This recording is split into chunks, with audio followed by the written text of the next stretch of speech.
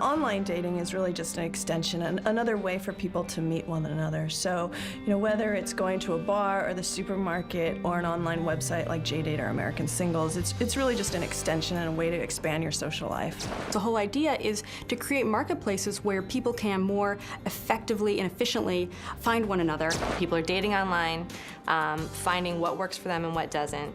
And what I think is going to happen in the future is what I would call specialization, and I think it happens anytime you have a new technology available to you. You figure out how to make it work for you rather than you working for it. I think people are really excited about the possibilities that are out there, and there's a lot of destigmatization about internet dating. Originally, there was a bit of a stigmatism, like anything that's new and people aren't familiar with. But more and more, as you hear about couples that have met online, that stigmatism starts to go away. Great boyfriends is trustworthy because it's women telling each other the truth. A woman will say, honey, this guy is fantastic. Don't let him eat nuts. He's allergic. Or, this guy is phenomenally sexy. Don't expect him to commit, but you're gonna have a time for the next year. I've had a lot of girlfriends, right? And sometimes I'm the rebound guy. Other times, when I get lucky, I'm the explore new areas of your sexuality guy. But every single time, we have fun. Thank you. I have fun, they have fun. It's good for me, it's good for them, and I would argue that it's damn good for civilization as a whole. People go into relationships today with a long list of things they're looking for in a mate, a set of expectations that are very rigid. And I think that's one of the biggest obstacles to finding love.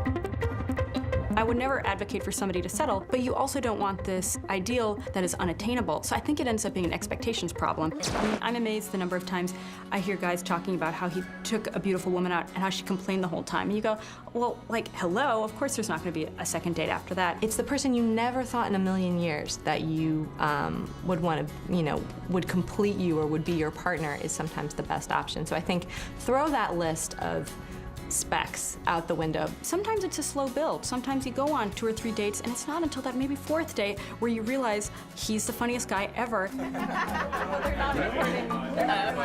Notice the attention we're getting from everybody. I know. Just for that Great alone. meeting you all. Nice to meet you. One of the reasons that I think a dating service is really important today is because most people, when they get out of college, they move to another city. So they don't have their network of friends and family. Table for Six was designed with the idea that most people are just too busy to put together their own social life. So we do all the work for them. A person comes in for an hour-long conversation, and we'll find out really what their likes are, what their dislikes are, who they're really looking for. Speed dating, of course, is one that's a pretty big phenomenon. I think that that's a slightly more niche opportunity for people who really feel comfortable and confident and just want to say how great they are 27 times in 2 hours.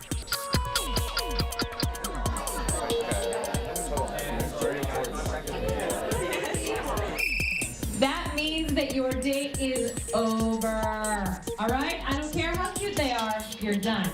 It's very tempting to try to change yourself to fit into the ideal person in the eyes of the person you're trying to woo. I think it's a mistake because, of course, eventually the real you will come out, and if you want a long-term successful relationship, you want to be, I would say you want to be the very best, and not to sound too corny, but of your authentic self. Anyone who's ever been to a bar in a low-cut top or whatever knows that it's not hard to get attention sometimes or to meet just anyone. It's really hard to meet the right one.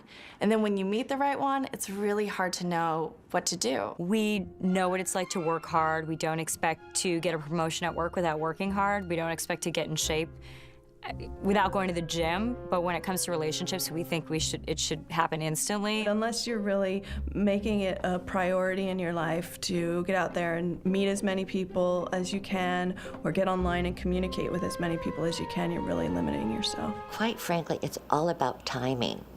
The first date is not the most of us. Having a little bit of mystique is very important. A person does not need to know everything about you, particularly for men.